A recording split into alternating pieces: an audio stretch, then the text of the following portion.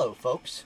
Today we're going to be looking at chemical bonding and more specifically Lewis structures. This is really just going to be a representation of how molecules are drawn.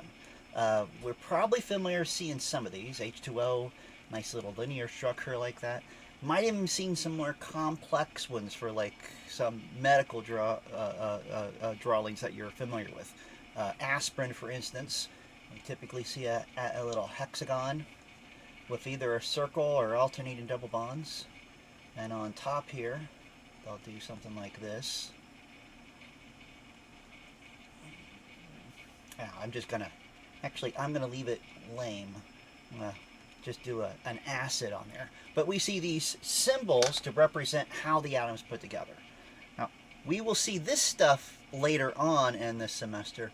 We're going to focus on the simple things like water for now, carbon dioxide, some of the molecules that just have a fewer number of atoms. Because it turns out once they have a lot more, kind of have to get you started on figuring out how to put them together. I couldn't have told you 7 carbons, 2 oxygens, and hydrogens, and guaranteed you could have come up with this. So when we build the more complex ones, we're going to have better starting points. Right now, we're going to learn how to do the little bit more simple Lewis structures. Alright, so Lewis structures, to actually create one, there's actually only 4 steps. And I'm going to do this on, actually, I think I'll do it with, well, we'll just do it with whatever is next on here, hydrogen. Alright, so our first step, we're going to find the valence of electrons in the compound. Now, for hydrogen, we know that each hydrogen from the periodic table has 1 valence electron. Therefore, this entire molecule, step 1 on that, is 2 valence electrons. Now, I just want the number. Alright, and I'm going to arrange the atoms in space. Now, what's not written there, but we're always going to do it, is we're going to draw them so they are bonded to each other, where they're sharing electrons. And if I have 2 hydrogens, the 2 electrons in it must be from there. So that's the share in space step. In this case, step 3 and 4 are already kind of done for us, because step 3 was we're going to redistribute remaining electrons. But on this one, we only had those 2, and they're all taken care of, so there was nothing to do there. And then our last step I have on here as the octet rule. We're just making sure things following that octet rule. And yes, I know hydrogen is not got 8 electrons around there, but hydrogen was one of our exceptions. On the periodic table, hydrogen is a lot more like helium now, which is in that same group. So hydrogen is happy with just 2. Turns out that is our answer. Alright, but I probably chose one of the easiest things to start with. Let's actually add some more electrons to it so we have more things to do. Now we're still going to keep it simple, 2 of the exact same atoms, but now it's chlorine. So my valence electrons in a chlorine is actually 7, so grand total of electrons here is 14. So when I arrange my atoms in space, I am going to just do the chlorine bonded to the chlorine.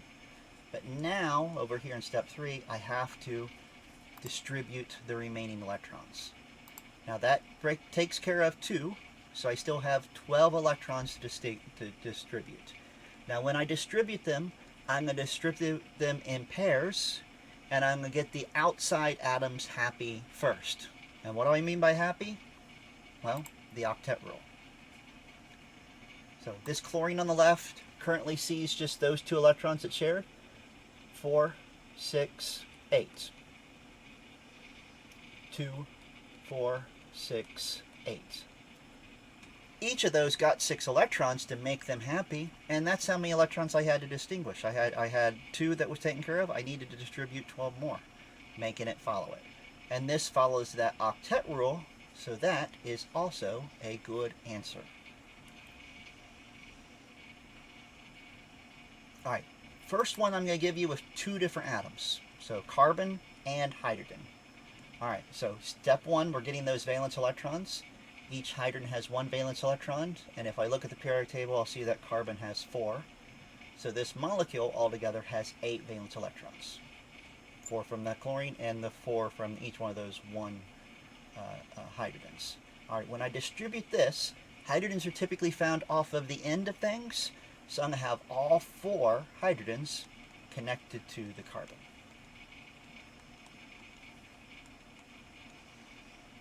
And technically that's 2, 4, 6, 8. That is all of my electrons. And like that very first example I gave, that takes care of all my octet rules. The carbon has 8, each of those hydrogens has 2. That is my answer. That is my Lewis structure. All right, getting to our very first tricky one. Have 3 atoms here. This is actually a hydrocarbon. I know that because it has 1 carbon for every water. That is kind of the rule of a hydrocarbon. All right, but that doesn't tell me what the structure is. So I gotta do the same steps, and maybe I can figure this out. So step 1, going to figure out the valence electrons in there. I have 4 valence electrons. I have 1 from each of the hydrogens. And if I go to the periodic table, I'll see oxygen has 6. So this thing has 14 valence electrons. Now, arranging in space is trickier. But a nice little rule, we have the hydrogens off of the ends, so I know the carbon and oxygen are going to be bound together. Now, I have 2 hydrogens. We have 3 different ways we could arrange this. I could have a hydrogen off each, or 2 hydrogens on that 1 carbon, or 2 hydrogens off the oxygen. All of those work. All right, but we're going to give you a little rule right now that will help us. We're going to develop it more in later chemistry, but right now we're going to actually tell you that most of the time our carbons have most things coming off of them. Now that really is part of that organic chemistry idea that's coming up for some of you. Organic chemistry is the study of just carbon molecules, and we find that carbon loves to make covalent bonds with just about everything. So we're not going to try to do anything with either of these 2 yet. We're going to focus on the one that has more things coming off the carbon because it's probably a real molecule. The other 2 could be, but we're pretty sure that one with more things off the carbon is. Okay, but right now we've taken care of 2, 4, 6 electrons, so we have 8 more to distribute. Now, I'm not going to put anything off the hydrogens because they're close to the octet rule, and if I put 6 here, you know something? I've not done math very well, have I? If you caught this ahead of me, good for you. But 4 plus 2 plus 6 is actually 12. Which is kind of good because I thought I was going to run out here, and I do. 2, 4, 6, 8, 10, 12. I'm out of electrons. Now, I can't add anymore because I'm not allowed to. I can't go above. It doesn't say distribute the remaining electrons and add more. It says distribute the remaining ones. All right, so when I get to the following the octet rule part, step 4, I would see that that carbon is not happy. It's got 2, 4, 6. It's the only thing that's not. All right, and I can't add anymore. So what I do in a situation like this is I share more electrons. So this oxygen's perfectly happy. It's got 2, 4, 6, 8. Well, what it's going to do is take 2 of these and share with that carbon again. So look at this. This is going to look kind of weird. Got the H, got the carbon, got the H, but now I have 2 lines. Kind of made what we call a double bond. Now we'll find we can get up to triple bonds. It can happen, and it does happen. But double bonds happen very easily, and this is a very successful structure.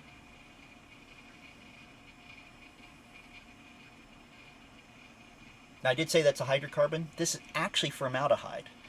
We don't typically want to have it anywhere near us, but it does technically fit the classic classification of an aldehyde and a carbohydrate.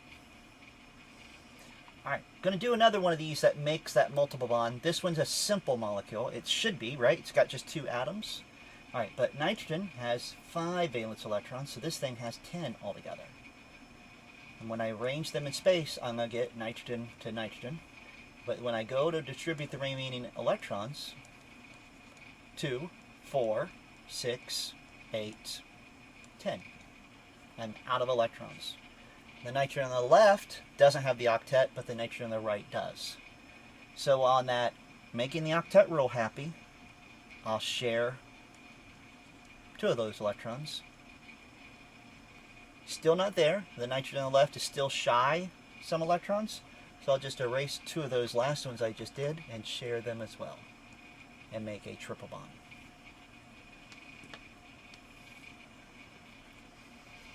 Alright. Now, these rules will get us through almost every single possible Lewis structure you can come across, outside of when we get to the bigger molecules. And like I said, we'll have to do something to tell you a little bit more of how that structure is put together. Generally, on something like that, we would tell you it's a benzene, and then we tell you it's a carboxylic acid. Now, I don't need you to know that right now, but what this means. But the carboxylic acid part is specifically that structure, and the benzene is specifically this structure. So that's the only two ways it could be if it was called benzene carboxylic acid. So we'll see that the more complex structures, we point you in the right direction with some of the naming stuff we give. Everything else we can kind of figure out with this. All right, but there is some weird exceptions we have to cover in here. We have to go a little bit more complex on our Lewis structure because I kind of lied on these 4 rules. The octet rule gets broke. Not often, and actually kind of nothing on this first row. Carbon, nitrogen, oxygen, fluorine cannot go above the octet rule. If they're ever below it, and that does happen, you're dealing with what we call a radical. And I'm going to see an example of these here in a bit. But phosphorus, sulfurs, bromine, chlorine, iodine, they actually can go above the octet rule and break it. We're going to see some examples of when to see that and how we might why we might expect to see it. All right, so we have 3 cases where it does actually happen often. Odd electrons, that's what I just described as that free radical thing. So they're generally speaking dangerous. And that's because as a free radical, they're very reactive. They react with things very quickly. And we do get exposed to them a lot of times. If you've ever been around and you've smelled car exhaust, you're probably occasionally smelling a few of the nitrogen, oxygen free radicals that are created in that. Now, they don't survive very long. They typically, even in your lungs, they're going to combine with other oxygen molecules long before they do anything to you. And if they do collide with you, our bodies fight that off relatively easy. You don't have to worry about those too often, but they do occur. Swimming pools, the chlorine is turned into a free radical, and that's what kills the bacteria. But free radicals occur. They're just not that very common. And then there are molecules that just don't have enough electrons to do the octet. We saw that with hydrogen, but there is one other common atom that does that. And then hypervalent molecules are basically ones that just have too many electrons.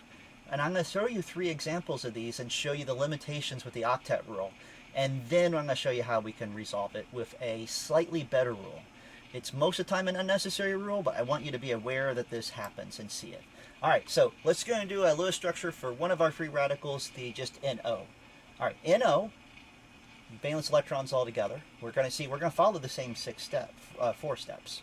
We have 11 valence electrons. When we arrange them in space, it makes sense to do NO. Distributing the remaining electrons.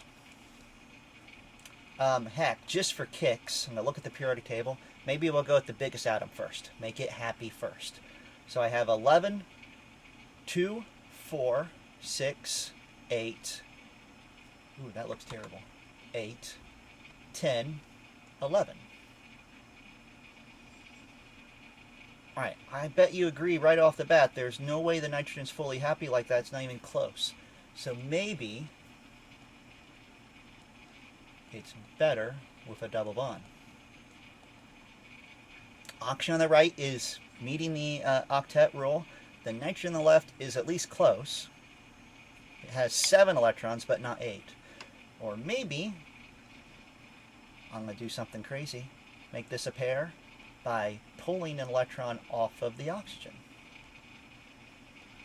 Alright, but I guarantee no matter how much you mess with this, you'll never get a situation where you have 8 electrons on both.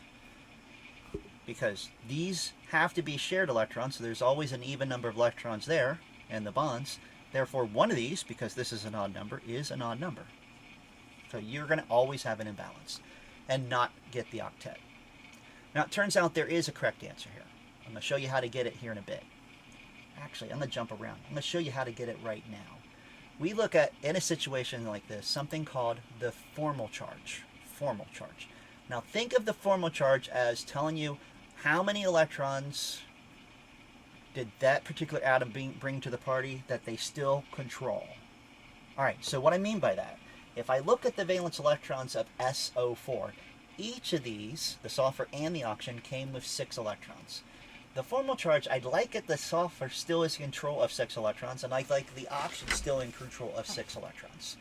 Now, what that translates to, I'm going to just draw one of these and say 6 electrons, I'm going to do this. 1, 2, 3, 4, 5, 6.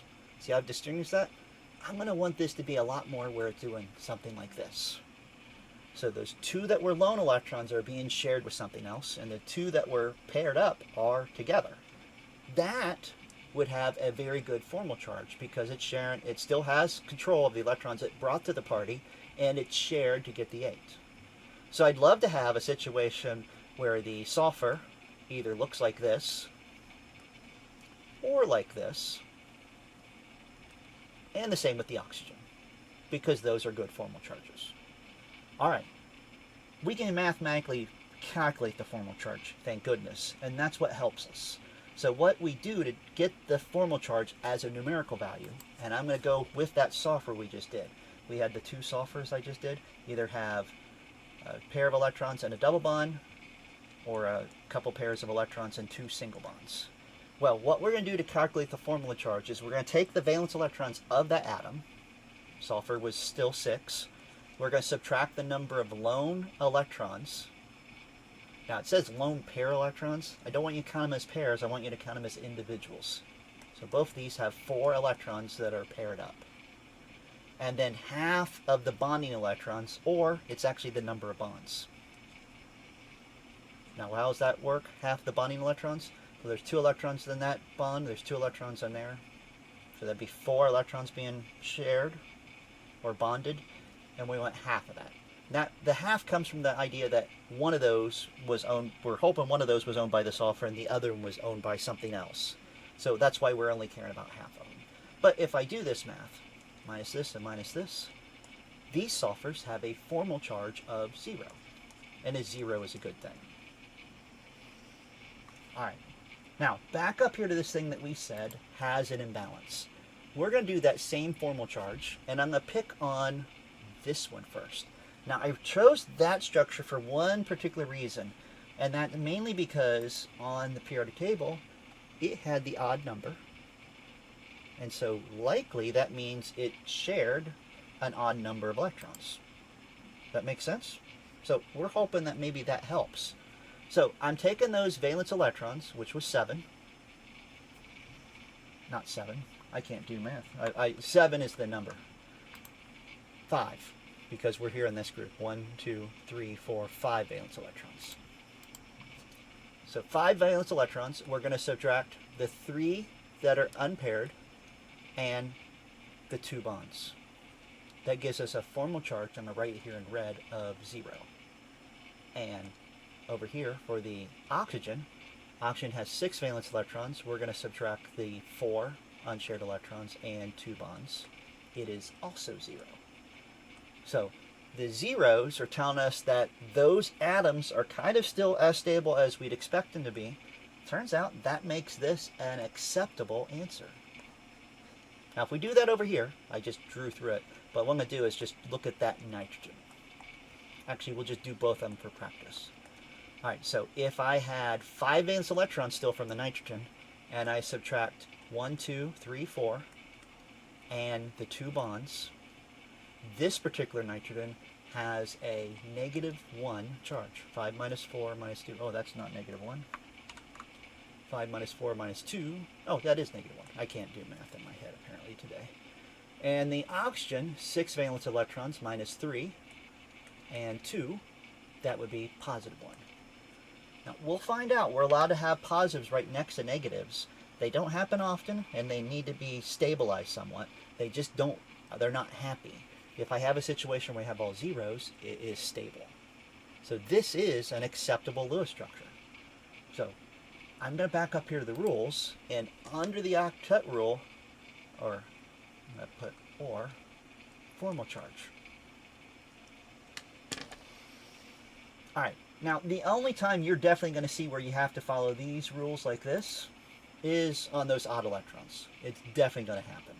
And the next case, where there's just not enough electrons. Now, what I mean by not enough electrons, I'm going to look at this stuff called BF3.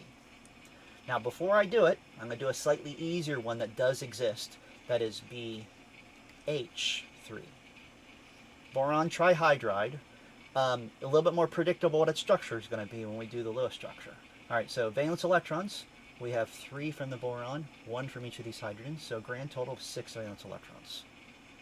When I arrange them in space, I'm going to have the boron surrounded with the hydrogens, and I run out of electrons. Now, I'm not following the octet rule at all, because the hydrogens are fine, but boron, it only has 2, 4, 6 electrons around it. I have nothing to grab electrons from. So the fact that this is stable tells you that must be the answer. All right. BF3 gives us a possible solution to that unstable aspect. So fluorines have 7 valence electrons. So this thing has 24 valence electrons. When I arrange them in space, I'm going to have the fluorines come off the boron. Took care of 2, 4, 6, 8, 10, 12, 14, 16, 18, 20, 22, 24. All right, right now the fluorines are fully following the octet rule, but the boron's not. Now if I did what I did in the past with the octet rule, I could have done this. I'm going to take 2 of those electrons, my mouse is in the way, sorry. 2 of those electrons off this fluorine and share them with the boron.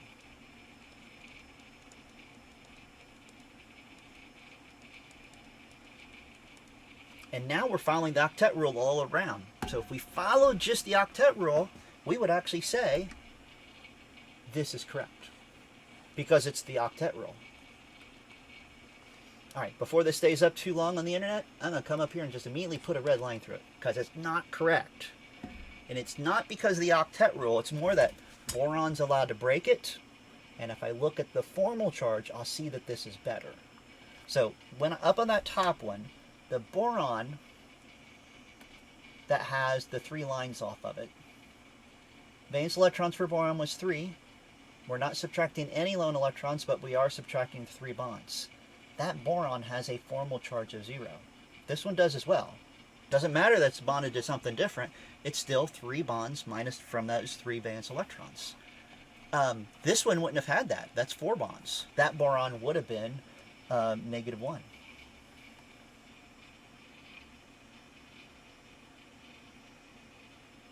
Hydrogen, on this top one, 2 valence electrons, no lone electrons, minus those 2. It's also a formal charge of 0. Fluorine, down on our sample second structure, 7 valence electrons minus the 6 lone dots and the 1 bond. That has a formal charge of 0. Turns out the boron with 3 bonds, totally breaking the octet rule, is better. Now, what's weird is I called this electron deficient molecules. This really applies mostly for hydrogen.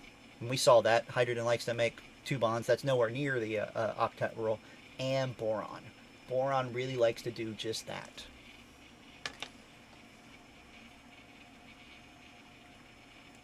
All right, the hypervalent molecules are just some of the clever things that popped up.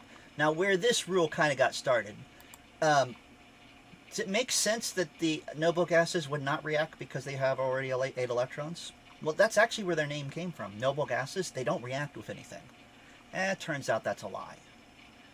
Helium I can't easily get to make bonds with anything, but all the rest, argon, krypton, xenon, I can get them to do weird bonds.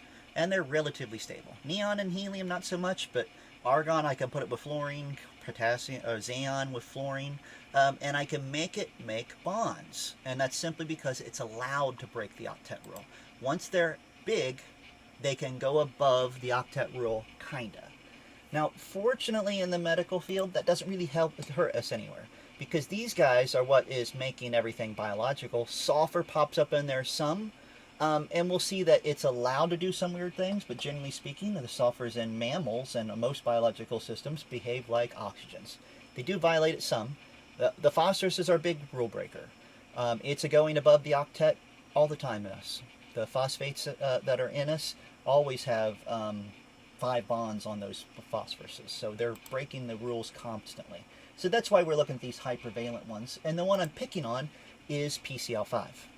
Now, turns out there is a PCl3. And PCl3 absolutely follows the rules. If I do the Lewis structure, you get something like this, and everything follows the octet rule, behaves perfectly normal. PCl5 doesn't. All right, now I'm going to actually show you something that we can prove right off the bat that it proves it is breaking the octet rule. All right, and that's just by doing the rules. So phosphorus has 5 valence electrons, chlorine has 7, so this has 40 total valence electrons. I'm going to put 4 chlorines off the phosphorus, and I'm choosing to do 4 because that would get the phosphorus to the octet. Therefore, the 5th chlorine must be off one of these other chlorines. All right, so 2, 4, 6, 8, 10, 12, 14, 16, 18, 20, 22, 24, 26, 28, 30, 32, 34, 36, 38. And I have 2 more. If you look around there, you'll not see a single place we can do it. And you can play with this until you're blue in the face. You'll not find a different way of putting this together where you can take all 40 electrons and put around there. There's just too many electrons. All right.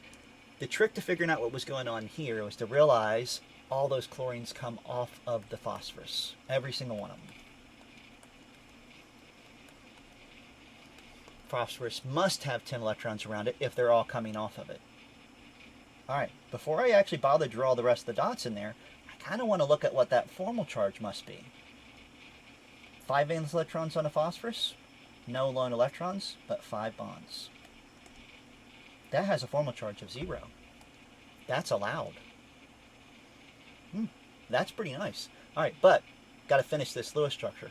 That was 10 valence electrons. Another 6, another 6, another 6, another 6, another 6. All the chlorines are following the octet rule, and if I bother to do the formal charges on those, 7 valence electrons on a chlorine, minus 6 lone electrons, and 1 bond that also has a formal charge of 0.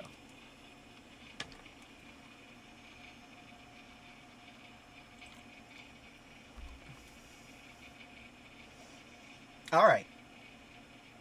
Our last weird one we're going to do with the formal charge aspect, not that one. There it is. SO4.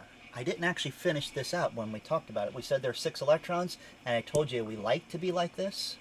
All right, but remember how I said certain ones follow the octet rule? Carbon, nitrogen, oxygen, fluorine are going to follow it, but sulfur didn't have to. Well, sulfur doesn't have to, and in this case, it can make a better structure. All right, so let's do our steps here. Valence electrons altogether. We said it was 6 in each of these. So that would be 30 valence electrons from just the sulfurs and an oxygen. And that -2 means we're going to have 2 more. So this is 32 valence electrons. A lot of valence. All right. We're going to find something nice little rule. If you have a polyatomic ion, the oxygens are off of it. Always. No exceptions. 2, 4, 6, 8. 10, 12, 14, 16, 18, 20, 22, 24, 26, 28, 30, 32. That's arranged in space and electrons distributed and the octet rule. Ironically, if I'm in Intro to Chemistry, I'm perfectly happy with that. But here in Intro to Health Related, we've taught you about this octet rule, and I want you to notice on this one, it's not happy at all with that. So each of these oxygens, 6 valence electrons, minus the 6 lone dots and 1 bond, all of them have a -1 formal charge. And the sulfur in the middle, 6 valence electrons minus no bonds and 4 bonds, has a +2. well, this molecule is not happy at all. Now, we are going to have an imbalance of charges. The formal charges will never be 0, and I know that because this thing has a -2 charge. The formal charges will add up to that always. And that makes sense here. I got 4 of these -1s, giving you -4. It's not going to cancel out. But something we can do, since sulfur is allowed to break the octet rule, I'm going to let it do something crazy. 2 of these oxygens, and it doesn't matter which 2, share electrons with the sulfur. Now, I like that as a desired thing because oxygen looks more like this, which is what we said is a good thing earlier on. The other 2 are going to stay like they're drawn before. Now, those 2 still have that -1 formal charge because I haven't done anything to them. They're exactly like they were. But the 2 oxygens that are now changed, oxygen, looking like that sulfur I circled, 6 valence electrons minus 4 bonds and 4 alone electrons and 2 bonds, formal charge of 0. They're happy that way. And that sulfur in the middle, 6 valence electrons minus no lone pairs and 6 bonds, formal charge of 0. It's happier that way. It's more stable. Now, the only odd thing I have to do, since this is a charged species, and we'll see this anytime you see a charge, when you're all done with that structure, you're going to put it in big, huge brackets and put the charge there. And that's really to show you that it is an ion and that's behaving like that.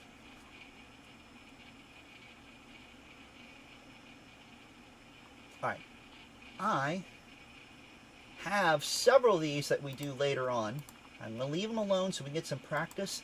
The only one of these I really want to do is another one of these ions. Because this is a little bit different because this particular one, made out of nothing but carbons and hydrogens, they have to follow the octet rule. A little bit more likely to see something like this on a test because it's following the simple rules technically, yet it is kind of a complex structure. So valence electrons, I have 4 from the carbon and 6 from the oxygen. So 6 times 3 is 18, 22, and that 2 more, we get this up to 24 valence electrons. Now again, polyatomic ion, all of the oxygens come off of the central atom. 2, 4, 6 were arranged in space. 8, 10, 12, 14, 16, 18, 20, 22, 24 were out of electrons. Technically speaking, the carbon in the middle is not happy, so I'm going to go with those simple rules. Remember, I'm not looking at the formal charge here. Got to follow the octet rule because this is carbons and oxygens. I'm taking 2 of these, leaving them like they were. One of them, I made a double bond out of it. And this is following the octet rule. We can just go ahead and put this on there. I don't need to worry about that formal charge because it is nothing but carbons, oxygens, and technically too nitrogens and fluorines. Those will always follow the octet rule at this point in chemistry.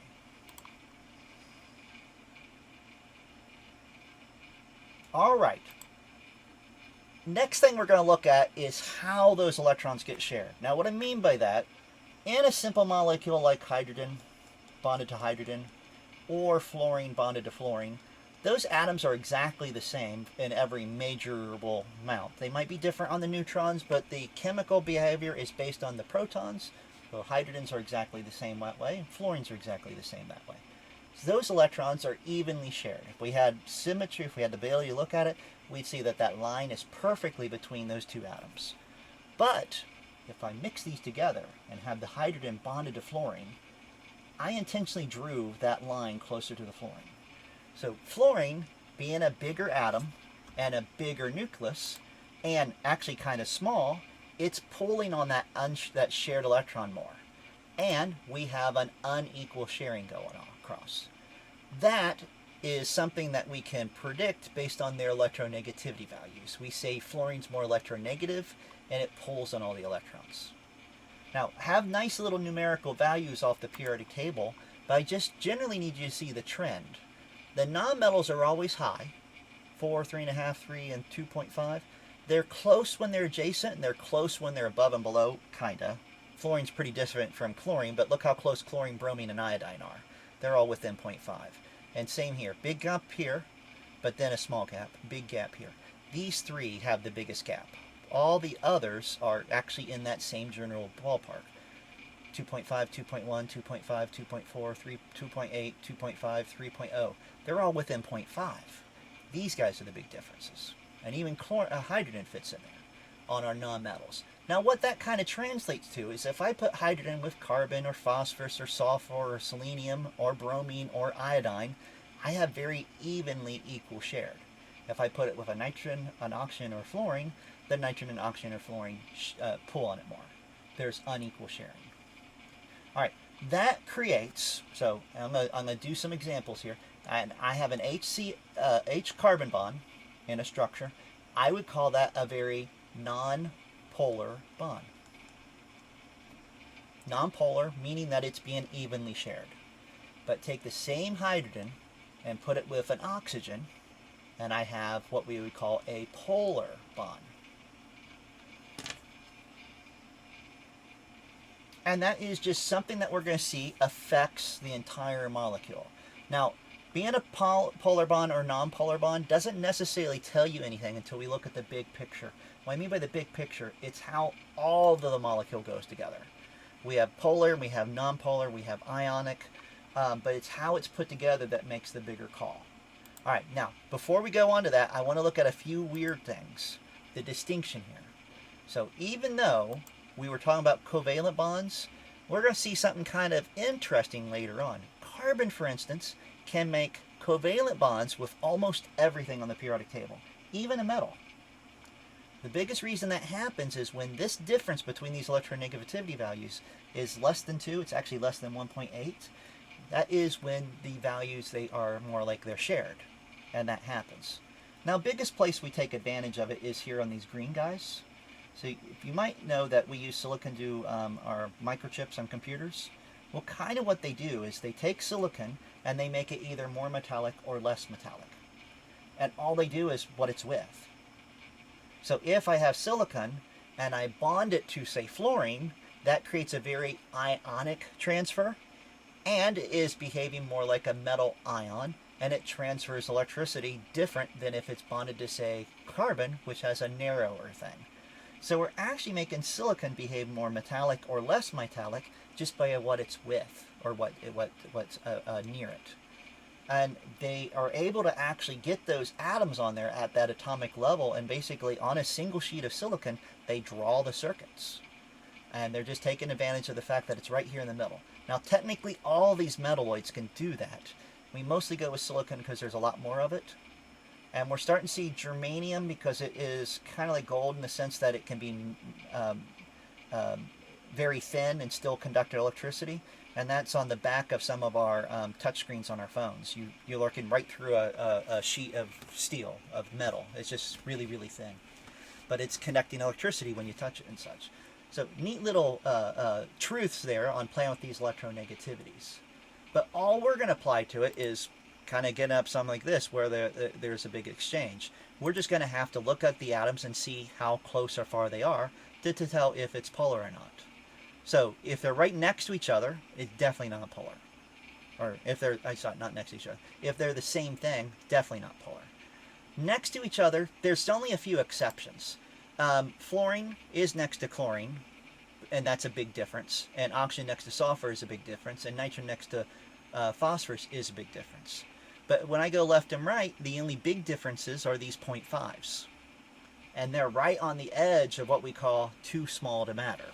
So an FO bond, it really depends on what else is there, is generally speaking a non-polar bond. You need to have a difference bigger than 0.5. All right. And when they're very big, we have ionic bonds. And the only really difference here, if you look at these, this makes sense. Potassium chlorine, sodium with nitrogen, cesium sulfide, those are ionic molecules. So of course they're ionic bonds. Where this difference of 1.8 plays into us is it turns out hydrogen bonded to fluorine, which is a pair of nonmetals, has a lot of non-metal metal properties. It's very ionic in its nature. It's not perfectly ionic, and we still do consider a covalent bond, but it has some tendencies to be ionic in its nature. And that's really what happens. When that difference is high, we say ionic. All right, but how we're going to look at this, we're going to actually focus on things like this. And I just want to know if it's polar or non-polar. And I'm typically going to go with the extremes. Like the top one is definitely one that I would ask, because that's potassium and that's nitrogen. That is a non-metal and a metal. That is definitely a ionic bond. And C is one I definitely go with. Two of the exact same thing. Definitely non-polar. Now, I doubt I go with the other two, because the N and O, that was one of my exceptions on there, that the difference is right at 0.5. Depending on your textbook, that's either slightly polar or slightly non-polar, because 0.5 is typically where the transition is. So it's right on the edge of the two. Now, the other one at least is a possibility, because H and Cl, I would love it if all my students knew what H's value was and knew that chlorine was high enough and that they were ready to make that call. But I'm probably not going to ask something like that, because hydrogen is not right there. Now, I might do phosphorus and Cl, because you'll see that those are two away. That's bound to be a bigger difference. We might do stuff like that. Fluorine and nitrogen, a bigger difference. Oop, I want this back up here. All right, but I'm not going to do too many of these, because I like them to be obvious. And I don't want you to have that chart and those values memorized to see that. Because typically speaking, we just need to know generally if the bond is polar. Because on a real molecule, one that's all put together, it depends on what else is in there to make sure it makes a difference. All right, so that's going to bring in what we just did with our Lewis structures onto this thing. So before I just combine those, I have to point out something. Our Lewis structures aren't telling you what the molecule actually looks like. That tetrahedral shape that's on this page, that happened on the CH4 that we drew earlier. But if you imagine, that CH4 that I drew there with this Lewis structure doesn't really look like this. But if you can tell from the shading, we're trying to show you that this is a three-dimensional structure. Now, the tetrahedral name comes from the fact if I connect these, we'll call them hydrogens. Actually, that looks like I curved that. I want this to be a straight line. And if I go here to the internet and four-sided dice, that is a tetrahedral. And that's what that actually has come from. It's a four-sided shape. 1, 2, and the back is 3, and bottom is 4. Tetrahedral has made this four-sided shape. But it turns out anytime I have four things coming on a carbon, they're going to arrange themselves like that. It's drawn, it looks like there's our 90-degree angles. Each one of these actually is 109.5. Now, our Lewis structures are always drawn two-dimensional because we're drawing them on like paper. But I could have to draw attention to this shape. Maybe that's close to 109, and then I'll do a wedge to tell you one of those hydrogens is coming up out of the wall here, and one of them is going into the wall. And you do see that some wedges and dashes are trying to be drawn to show that, but we're not going to try to do that. We just kind of want to remember our Lewis structures don't show us what the molecule actually looks like. We do have modeling programs that will, but we need to be able to turn our shapes into that. And that introduces this thing called the valence shell electron pair repulsion theory. That's a lot of big words. It's basically telling us that we have a central atom and the electron groups get as far away from each other as possible. Alright, just if I had that and I have the four things like I just did, we're saying this forms a tetrahedral shape. Now, if I pull one away, we do say flat here. This does stay flat to paper because these three things get away as far from each other as possible. And it makes a trigonal planar shape. And we have the possibility of just two things, and we call it linear, because they just get as far away from each other as possible. And all of these shapes do actually occur. Alright, but what makes this complex is we have to worry about what the electrons do. Remember how we had some of our things with lone electrons on it? Well, we're going to have to figure that out and what the shape is from the Lewis structure. So that's what it is. We're going to write the electron dot formula, the Lewis structure, arrange those electrons, and then figure out what the shape is. Fortunately, there's not many shapes for us. Now, there technically is. Remember I said we could break the octet rule? So there's technically 2 more rows below here. We're not going to see them too often. They don't pop up for us, so we're not going to look at them. So what I'm going to have here is I'm going to draw the shapes. So the no unshared electrons, that's the one I just drew.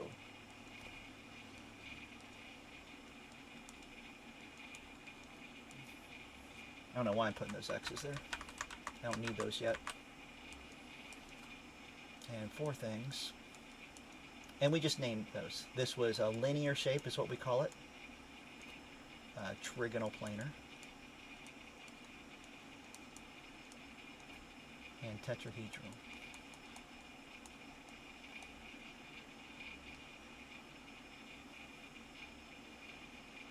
Alright. If I go over and do an unshared electron, I don't worry about it here. What I mean by that is because if I did A, left one bond and left a single electron, it's no longer in the middle, it's just hanging off the end. So I don't worry about that one. Matter of fact, don't do either one of these. But these other 2 I do have to worry about, because if I take the A, leave these 2 here and turn that into a pair of electrons, I do have a different shape. There's still 2 things coming off that central atom. It's got a different little angle. We actually call this bent. Now, I'm going to have another bent here in just a second, so we're going to have a distinction to them. Alright, my tetrahedral, and I noticed that my line disappeared into my L, so I'm going to rewrite that tetrahedral. Tetrahedral. And put that line back. And on there, I'm going to do 3 lines and a pair of electrons. Reason we can't just call this one up over here trigonal is because this one is also trigonal.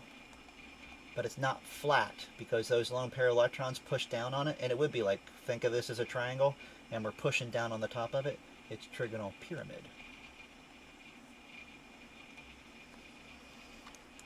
And then I got one more. Take 2 of those electrons off. And we get another shape that we call bent. Now I drew it, doesn't necessarily look bent there, but what I could have done to draw attention to the bent is take these electrons off.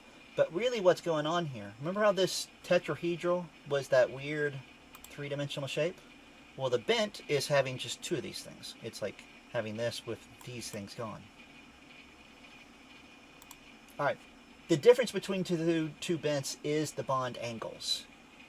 This guy up here has a 180-degree bond angle because they're getting as far away from each other as possible. This has 120. And this is also about 120. This is 120 for all of those. This is 120 for just those 2. This one's 109.5, also 109.5, and also 109.5. So the only difference between our 2 bent structures is the actual bond angle between the 2. Now there are more, but we need these. Now here's the beauty of this. We're going to tie this into that polarity. So what I mean by that, we're going to actually put some of these molecules together and then ask if it's polar. And I'm going to do one that is kind of easy that we've seen before. Alright, this is kind of interesting. So H and O, if you think about where they're at on the periodic table, they're going to have a pretty big difference in electronegativity. It turns out this is 3.5, that's 2.1. HO bond is a very polar bond. But you notice I have them drawn across from each other? Almost like they're canceling each other out. But it turns out they're not across from each other. This is that bent structure.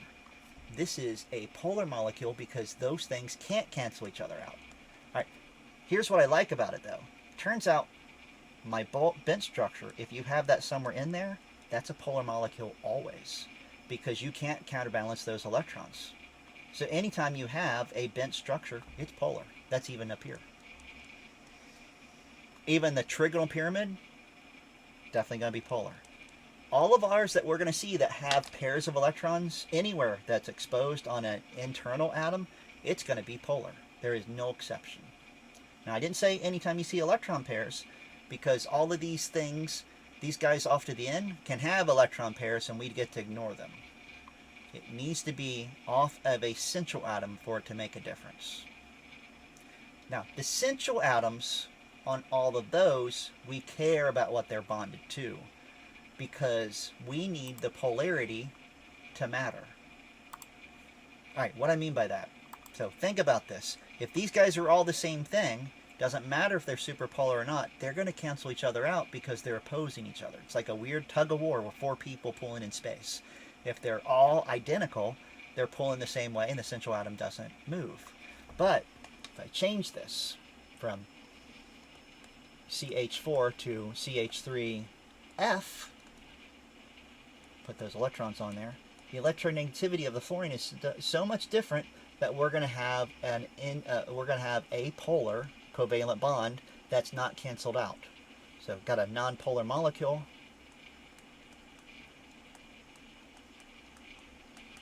And a polar molecule. It all is, you look at that shape, and on the three that I have on that chart that don't have electron pairs, we're looking for symmetry. If these guys are the same thing, you're definitely nonpolar. If all three of these are the same thing, you're nonpolar. If these four things are the same thing, you're nonpolar.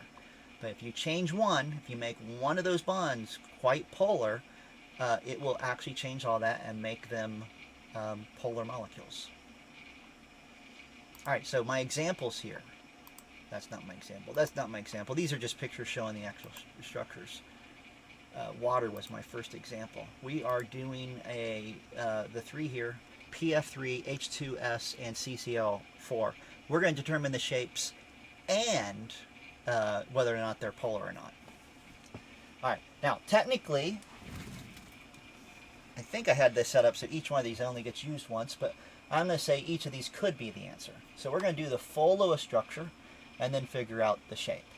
All right, and I'm not going to be able to write all the steps. I'm going to do all this on this one page. So I'm going to condense things. My valence electrons for phosphorus are 5, for fluorine are 7. So this thing has 26 valence electrons.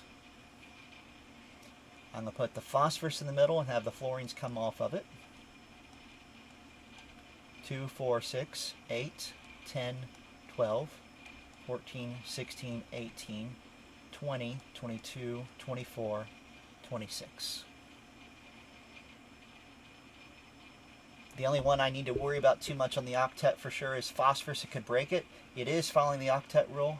It's also fine on the formal charge. I got 5 valence electrons from the phosphorus, minus the 2 dots and 3 bonds. It's a 0 formal charge. So I have a central atom with 3 bonds and 1 lone pair. And on that shape thing, that is 3 bonds, 1 lone pair. That is trigonal pyramid, which is 2. Bond angles are going to be about 109.5. And is this polar or not? Well, because it is that trigonal pyramid, it is polar. It is one of these that always is.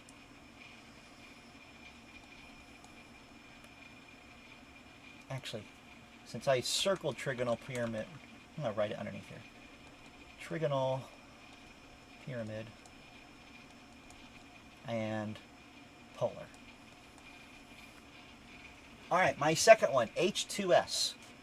1 valence electron for each hydrogen, 6 from the sulfur, giving me a grand total of 8 valence electrons. Put the S in the middle, 2, 4, 6, 8. Now, here's the nice thing. If you remember that that's exactly what oxygen is, or looks exactly like oxygen did, and it does, we could probably go ahead and say bent, because remember that's the shape of it. 2 things with a pair of electrons, having bond angles around 109.5. And it is definitely polar because all bent molecules are. And then our final one, CCl4. 4 valence electrons from the chlorine, 7 from each of the, or 4 from the carbon, 7 from each chlorine, giving me a grand total of 32 valence electrons. I'm going to surround the carbon with the chlorines, distribute the remaining electrons.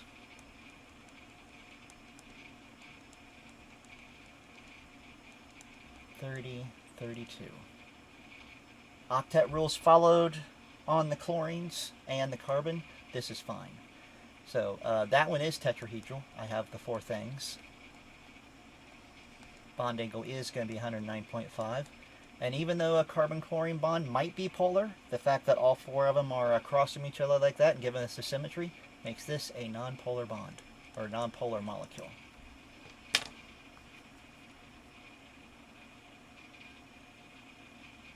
All right, I have plenty more practice on these things, and I have a lot practicing up on my practice test. Now, the practice test I have up there, I have nothing you draw, and that's mainly because how you get graded on this class.